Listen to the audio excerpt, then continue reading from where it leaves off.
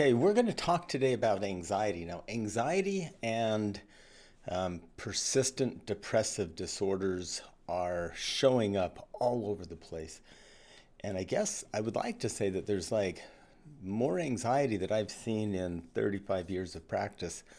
A number of years ago, a guy named Rollo May said that back in the 60s, 70s was the age of anxiety. And I might be wrong on the dates, and I think he was about that era, but I really think today is the actual age of anxiety. I think it springs from a number of areas. I think it can spring from watching a ton of social media.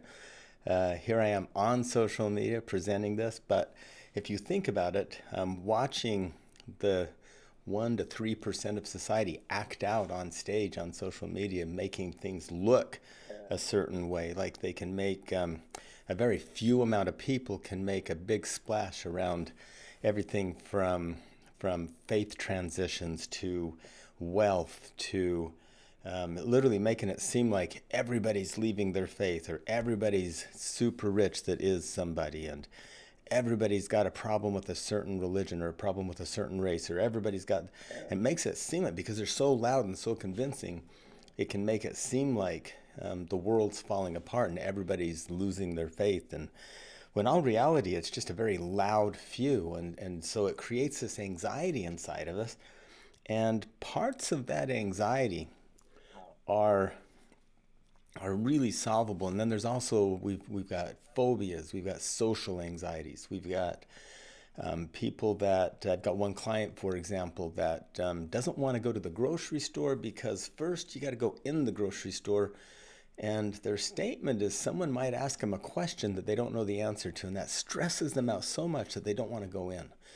And then once they're in and kind of face that, it's going up to the checkout line, and what if they get in the checkout line or in the line to the self-check, and someone's behind them and in front of them and they can't escape, and for some reason the very thought of that paralyzes them from even going in. Those are some examples of social anxieties. And then the agoraphobias of persons just not daring to leave the house, not daring to even go out into the world because the world feels too big, too expansive. And these anxieties and these obsessions, whether it be religious scrupulosity, fear of, and by the way, the religious scrupulosity is just this fear of being imperfect, really. It's a matter of control. It's a matter of feeling so anxious about the rituals of a religious faith that they may even devolve into where they reject the entire faith because they're so nervous about being perfect. And some of the treatment for all of these involves a form of systemic or systematic desensitization. We can also do some flooding, some different ways of helping people cope with these anxieties. And I want to walk through, if you're a person that has some pretty intense anxieties, if you're a person that feels your heart start to race and your muscles tighten up and you start to feel that sweat come on, and you are just super afraid of moving forward, you feel like you're at a complete loss of control, you feel like you're able to literally maybe even die, it will get so bad you're maybe not able to live through the experience. I know David Burns, which is a pioneer in this. There's another guy, Wolpe was his last name, that kind of founded this back in the mid-'60s, about the time I was born. Between he, David Burns, and many other pioneers of this, they've determined that people have this fear that gets so intense that they lose control, and they start to try to gather control by creating rules. And the rules they create can be for themselves and everyone else. And so they only feel safe if you're following their rules. And so sometimes an anxious person can look super controlling when really what they're doing is just trying to manage their experience. Okay, and so we can have a little empathy for them there, but we also need to help people move through these. And part of what Burns and Wolpe and some of these other pioneers have developed is this notion that we need to help them face that fear of even death. Burns tells a story of a woman that was afraid to exercise because she thought her heart would explode. Now, I relate with this just a little bit because Clay Mills, one of my original mentors here in southern Utah, We had Jim McMaster up north in Salt Lake area, and then Clay Mills down here, two super incredible mentors for me launching my career. But I was talked into, and Clay will roll his eyes at this, but he talked me into doing a marathon, my very first marathon, and basically convinced me that it was cool to do marathons because he was cool and I wanted to be like him. So I thought, oh, I'll do a marathon. And on the bus to the starting line of the marathon, he said, you want to be careful when if your thighs start to tighten up because your capillaries may explode and your thighs will explode. And I thought, well, that's silly. And I laughed at him. I said, but then in the back of my mind, I thought, well, is that real? And as I'm running, I feel my legs tighten up. And I'm thinking, well, what if they explode? And it messed with me for 26.2 miles. And really, the fear, if it became so debilitating that I laid down and yelled for the van to pick me up, that might have turned into a phobic response to my legs tightening up. And so Burns had this lady that was afraid to exercise. She thought her heart would explode. So he put her on a treadmill, and he had her run for 10 minutes, and she freaked out, couldn't even get on the treadmill. So he had her do some exercises, and then finally she got on the treadmill. Then she ran a little bit, then she ran a little bit more. And then he had her run all out, each time proving to herself her heart didn't explode. Now, a little part of me wondered what would have happened if she was just out of shape enough that she had a heart attack. So a little risky. I don't suggest we dive right in and do that. But that's the idea. The idea of systematic desensitization is to help people face the very thing that they don't want to face. And I know that's counterintuitive. We are trying to help people feel safe. Well, this is actually a form of helping them get safe instead of initially feel safe. And so basically it's an idea that the client will unlearn conditioned response. Whether we're born with a smooth brain, scared of nothing, and we grow fears over time, or whether we're born chromosomally with certain built-in fears. Like I almost think heights and maybe even like drowning, fire. Maybe some fears are natural, but then you watch little kids, they'll stick their hand in a fire if you let them, so maybe not. I'm not sure where the line is there. Don't know that it matters because the treatment is the same. And so we help people break their association with their fear and the stimuli. So if I'm afraid my heart's going to explode when I run, the fear is heart exploding, stimuli is running. So I would run to prove that my heart won't explode. You also teach clients in this process what a healthy fear is. If they're standing on the Angel's Landing up in Zion National Park, which is a very high mountaintop with a very steep cliff, they're supposed to be afraid to get to the edge. And so you help them learn to stay safe, but then challenge what we would call irrational fears. The fear of getting in a line at a supermarket because you might get trapped in the line is not a rational fear, okay? There's always risk in this. I can still recall a time that I'm working with a set of parents that wouldn't go on date nights ever because they had this fear that their kids would somehow be harmed no matter what. And so we would gradually get them to slowly go and do something out on the front porch and just their kids were in the house. Then they would go out on a short date with a phone. Then they would go out on a little longer date and at some point challenge them to do a 5-hour date. And this couple was a little bit nervous, but they'd worked up to it. And so they were going to put the phones in the glove box and only check it once or twice during the evening. And they felt like, okay, we're ready to do this. They went on a 5-hour date. They got their phone towards the end of the date and there's 20 or 30 messages from the babysitter. And evidently, they live in a neighborhood where about every fifth house was the same floor plan, same paint. And so it isn't confusing if you're like super healthy, or even a little healthy, but a super intoxicated man stumbled into their house thinking it was his house because his was 5 houses down, same exterior. The parents were gone, one car in the garage, so no cars to indicate whose house it really was, and he didn't look at the number. He's drunk, like super drunk. Stumbled in, flopped on their couch, passed out. They got this passed out guy, kids are screaming, babysitter doesn't know what to do, calls the parents repeatedly. Wouldn't you know, the time I get them through systematic desensitization to go on a full-on date, a drunk would walk into their house. How random is that? So I guess every now and again, even irrational fears, like somebody might ask a person a question they don't know the answer to in a supermarket and they might freeze. What you teach them is they can even handle that. What this couple did is they came back and they laughed about it and said, how random is that? They realized it could have been tragic. They do. They also recognized that they did know the neighbor well enough. The neighbor was just the neighborhood kind of drunk, and he was harmless. The kids got scared. They didn't understand what was going on. Babysitter had no idea who it was. Babysitter was pretty freaked out. They all survived it, and so we need to help people see that, like, if we really look down the line at the worst case scenario, most often we can handle the stressors. So if you're afraid to go into a grocery store for fear that someone might ask you a question and you'll just freeze and won't know the answer and look dumb, go let it happen. Notice that you feel a little dumb and notice that it doesn't matter. That's the point.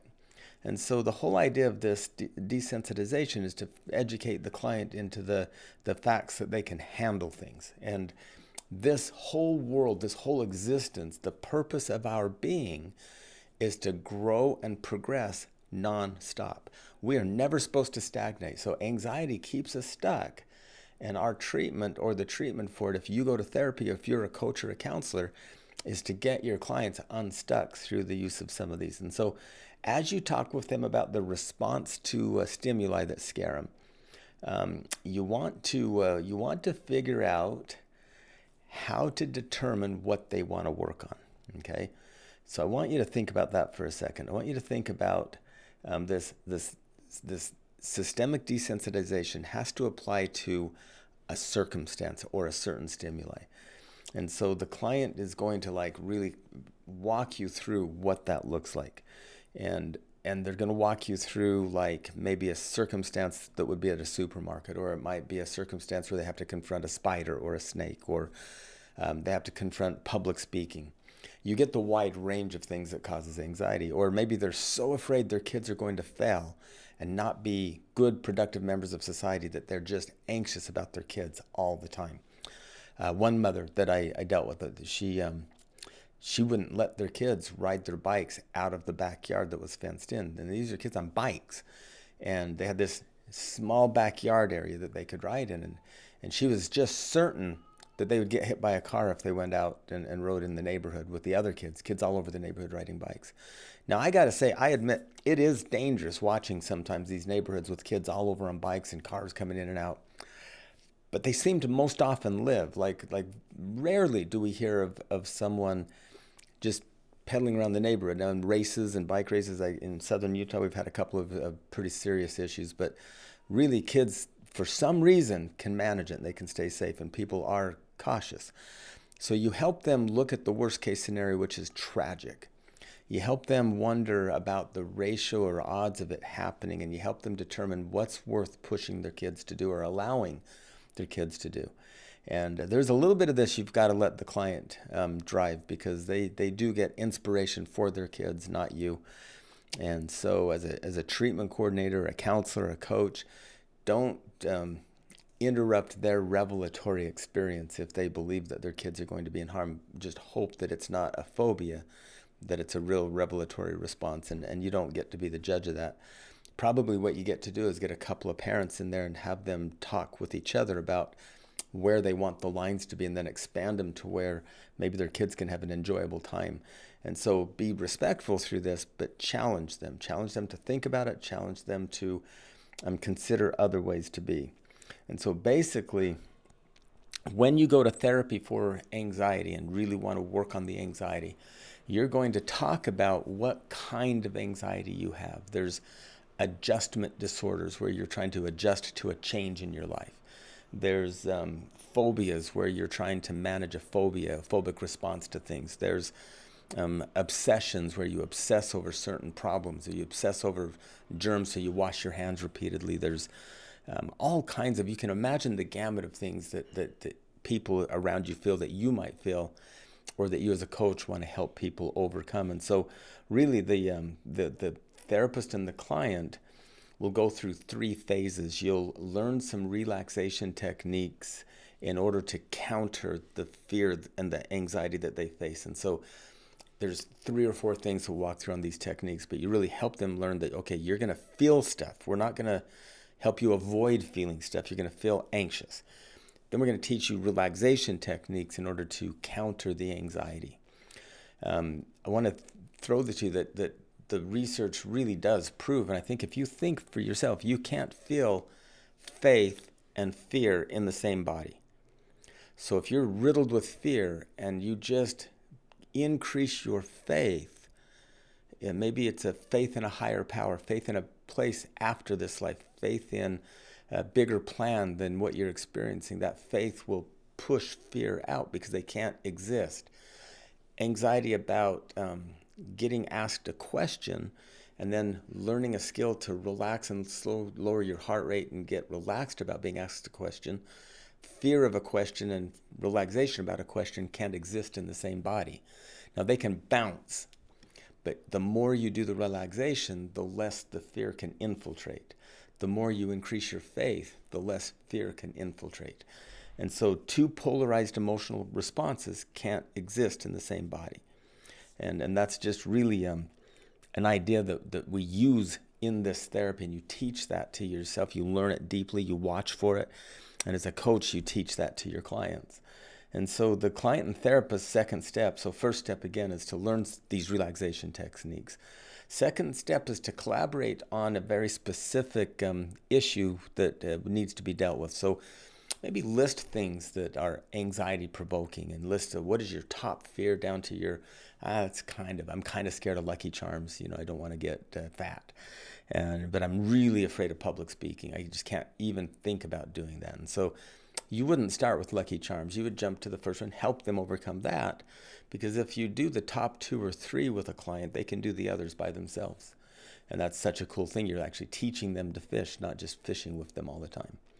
And then the third step, so first step again is you learn relaxation skills.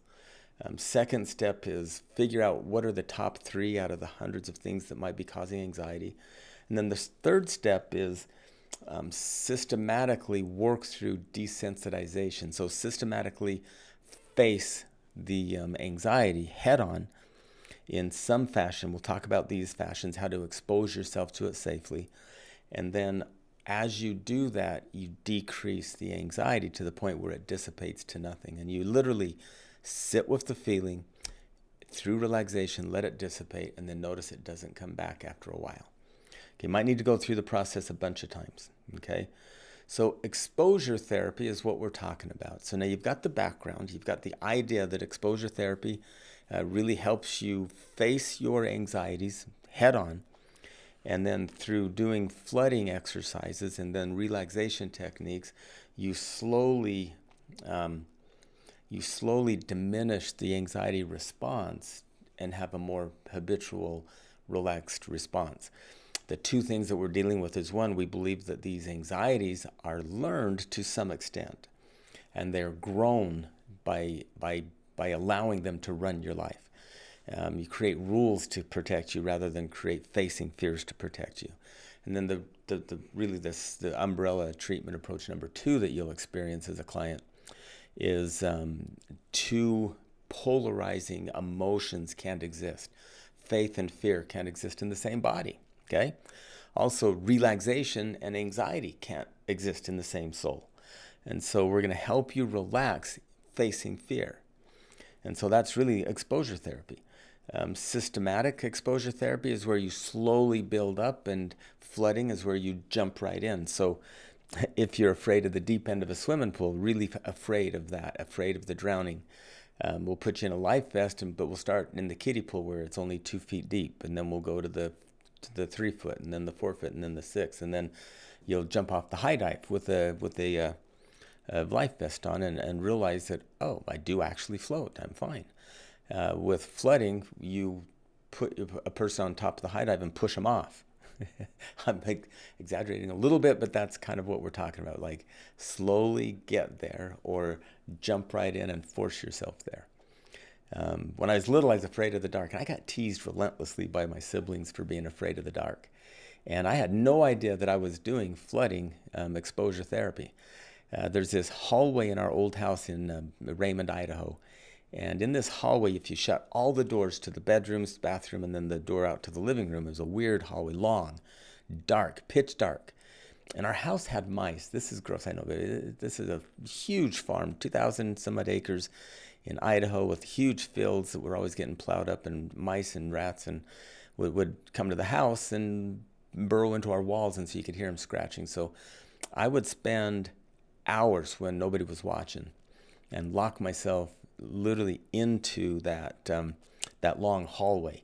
And I would stay there until my heart rate went down and I was able to walk around and just give in to, if I'm going to get killed by a mouse that jumps out of the wall at me, I guess I will.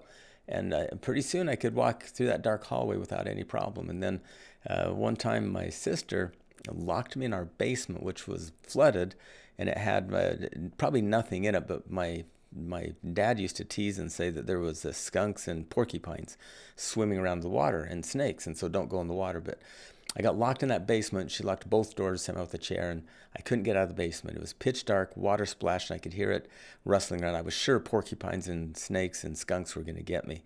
And then I remembered the hallway, and so I just hung out. And then I made myself walk through the water to the other door, and it turns out there probably was varmints swimming around in the water, but nothing got me. And if I had not done the hallway flooding desensitization, I could have been full on traumatized and have PTSD today about dark. But instead, I actually grew in confidence because at 6 years old, I outdid my 16-year-old sister in trying to scare me. And so that's kind of the idea of this approach to phobias and this approach to things. Okay, and so here's the way we're going to start. We're going to walk through some of the. I'm going to find some examples here. So if you recall, the very first step is determine, and we're going to have some worksheets that are going to be in the links of this that you can have, and we'll have those created and put in there for you. But if you could then take a moment and on a scale of 1 to 10, 1 being totally relaxed and 10 being totally freaked out, okay, or totally anxious. Your anxiety or your phobic fears have completely got you controlled at a 10, and you completely have managed them at a 1. Ask them questions about what is as close to a 10 in their fear base that they can get. And it might be spiders, it might be public speaking, it might be social anxieties. There could be some PTSD in their history where they've been involved in wartime experiences, or they've been involved in death-defying experiences that they've just got these phobias and these traumas that are driving them. And so they would explain to you in depth the phobia or the anxiety. You'd have them really dig in and walk you through why it's a 10, what they experience. I had the client that was afraid of going to the supermarket described the slow paralysis that washed over his body as he thought about going into a store and getting trapped in the checkout line. And he even would say, up here, I know that's irrational. I know that no one will hurt me. I know that I can, I live in this little town, and I know that I can go through a checkout line. But for some reason, my heart starts to race. I start thinking unclear. Next thing I know, I'm not thinking, I'm just panicked. And literally described it. And as he described it, it was noticeable, even describing it, he started to panic and get that anxiety run. And that social anxiety started taking over his bodily functions. And heart was racing, a little bit sweaty, a little bit pale, just not happy. And so what we did is we walked through some relaxation exercises, and I'm going to give you 3 right now. First relaxation exercise, and you'll do this much slower than I'm doing, and maybe we'll slow it down and really walk you through it. But the first is, we'll call it progressive muscle relaxation. And so you would have your client, if you're a coach or a counselor, or if you're working on this yourself, get in a very comfortable, relaxed, seated position. Have your back sitting up, not laying down for this one, and your feet touching the floor with your feet flat on the floor, so you find a chair that suits you, and just kind of shake your arms out and just gently, without crossing your arms, just relax them in your lap. And then as you do this, begin down in your toes, down with your feet planted on the ground, just really tense your toes up. Then count to 3 and then release. As you tense your toes up, notice how it feels with them. Just muscles tense, just tight. and then let it go and shake them out a little bit and relax. Notice how that feels. And then go to your ankles, tense all the muscles around your ankles, and then your calves, and then your thighs, up into your buttocks and groin. Just tense muscles. Release the muscles and hold them tense for a count of 3, just gently. 1, 2, 3, release. And you don't have to use numbers 1, 2, 3. You can just go, release. The idea behind that is you want to notice the difference in how it feels tense and then relaxed. As you go through the rest of your body, you'll get your stomach muscles, your lat muscles, your back muscles, your shoulders, your chest, your shoulder blades, and up into your neck. Tense the muscles. 1, 2, 3, release. Go up into your face and scrunch your face up and then release. Try to get the top of your head, the base of your skull, and the back of your neck, and just tense and then release. And then just think back through your body and feel. As you think through that, let yourself feel through your body. Notice any muscle groups that are still a little bit tight. Do a little wiggle and then tense and release until you're completely relaxed. Notice through that whole process, you're not thinking about fears and anxieties. You're thinking about muscles, what they feel like, how it feels to release, the warmth in your body, the tenseness in your body. And next thing you know, your heart rate's down, your muscles are relaxed, and the anxiety, fear is gone. But yet you might be still right in the parking lot of the supermarket. That's the idea of that one. Second exercise that you can use. Some people just don't like tensing muscles, and maybe it feels to them like it takes too long. And so deep breathing. This one's super simple. Get clients to just kind of wherever they're at. They can be standing, sitting, they can be laying, they can be driving, but you want them to understand that this is useful when they're right in the middle of circumstances, because they can do this with no one knowing it. They can also make a little noise doing it. But if you ask the client to simply just breathe in through the nose, hold to the count of 3, and then release. Focus on your breathing. Picture the oxygen going in, down your windpipe, into your lungs, and then being distributed through your body. And then release. Have them do this 4, 5, or 6 times until they feel their heart rate down, and then have them move on. And then if their heart rate starts to go back up, have them do the process again. If they have the ability where it's not going to be goofy, or they're not in front of people, maybe looking like they're slowing, like they need to be moving, then have them keep moving. But if they're in by themselves or at home, or if they're in a spot where they can, just have them sit down and breathe until their heart rate's down. Just breathe in through the nose, 1, 2, 3, out through the mouth. In with good air, oxygen, out with the body's emissions. And then have them just picture that oxygenated blood going through their system and healing them. That'll help them relax. Their heart rate will go down. They're hyper-focused on the breathing. It's a little hypnotic, and it'll help them relax. And so notice as they're doing this exercise, they lose contact with their anxieties, phobias, and fears. The final one that I'll talk with you about is the guided visualization. Have them close their eyes and just put their head back in a very comfortable position. If they don't want to close their eyes, have them look up at their eyebrows while just kind of looking up, and that'll help them just have something to focus on. Just have them try to see the lower part of their eyebrow, and then have them create in their mind a place that's safe, comfortable, that smells good, that's warm to the skin, feeling the sun on it, or they're very comfortable, very physiologically, that they can hear the noises that they find relaxing. Like for me, it's a beach noise with birds and the ocean waves coming in. Have them be able to smell like I would smell suntan oil and sand, and have them really kind of get in touch with all 5 senses, with sight, with hearing, with smell, with the physical touch and what it would feel like to be there. And just have them get completely in touch with their senses in this place. Have them state and build some really cool boundaries around this place that only they can go there, and those that they invite can go there, and it's very safe, completely devoid of anything that's anxiety provoking, and tell them they can go there anytime they want. They just need to practice building it. So they'll practice for a while, and then pretty soon they'll be able to just say, I want to go to my safe place. They might give it a name, Shangri-La. They might give it a name of some kind of this is my place, my happy place. And just know that they can create it at any time. And so when you're dealing with this classic desensitization or flooding, you do exactly what we're talking about. First, you begin with talking about the circumstance. And then as their heart rate goes up, talking about it, because you'll notice it will, have them practice relaxation exercise. And have them do that till their heart rate's down. And then have them share the experience again. And do that over and over again until they can get all the way through sharing the experience without their heart rate going up. Now they're better. They're actually healing now.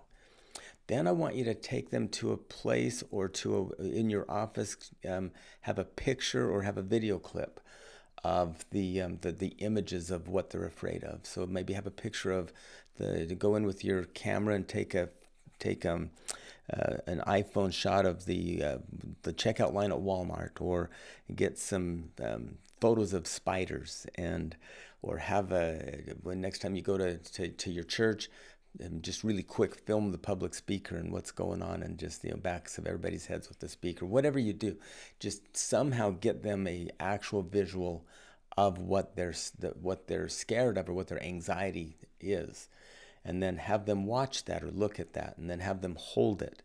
All the while, when their heart rate goes up, you have them do the relaxation exercise of their choice. You might send them out to research relaxation exercises until they find one that works for them. But the big picture is they feel the anxiety through these progressive stimuli, and then they do the actual relaxation exercise until their heart rates are down. Each time proving to themselves they didn't actually die, they handled it. And so now they're watching video clips of spiders, of snakes, of heights, and the future of my practice is we're going to have VR goggles and take them into the virtual real world. And we can literally have them stand on a cliff's edge until their heart rate's down. They can stay safe, but they can notice that they can handle walking on a trail up in Zions without anxiety. And so we'll have these goggles that they can put on. But for right now, we're going to use video clips and pictures that they can actually hold, and then guide them through the relaxation exercise at each time until they can watch the whole experience for, say, a half an hour without any anxiety. Now they're learning and growing. They've went from them describing the circumstance to them watching the circumstance and handling it. And then finally, we've got, and this, you can look at this like a 6-step process. 1, talking about the stimuli, practice relaxation, looking at images of the stimuli, which is a step up while they talk about the images, doing the visualization, and then 5, start real life exposure. Now I've got this one client that happened to be afraid of checkout lines. He was able to go sit in the parking lot until he got his heart rate down, then he went home. Talked to his wife. She went back to the store with him. He did okay with her there. Next day, before he came to therapy, he went and just walked in the door and looked at the checkout line until his heart rate was down. He progressed. That was huge progress. We want to celebrate these things. It's called progress because it's a win. And he was able to get to where it was easier for him to go into the store than sit in the truck and feel kind of embarrassed that he's not going in. Over the next 2 months of therapy, he went to the checkout line without anxiety. And it was by getting closer and closer, by doing it sometimes with his spouse, sometimes without his spouse. Sometimes he would go at 2 a.m. because Walmart didn't have as many people there, and then finally got to where he'd go right after work at 5:36, high time for people there. He hasn't gone on a Saturday yet, but that's our next goal. So the idea is like generate the most intense anxiety and then realize they can handle it. Now, to maintain this, which is step 6, to maintain this progress, the client is going to need to understand what is causing the anxiety. And there might be 10 things, you do one at a time. Number 2, what are their greatest fear? Like take it to the furthest extreme. It could be death, it could be maiming, it could be loss, it could be grief, it could be trauma. And then teach them what to do when that happens. So if you're walking up to the edge of a cliff and you're afraid of heights, what is your plan? Keep my heart rate down and stay a safe distance from the edge, but feel no fear of falling because I'm going to stay a safe distance. And they may define a safe distance as 10 feet.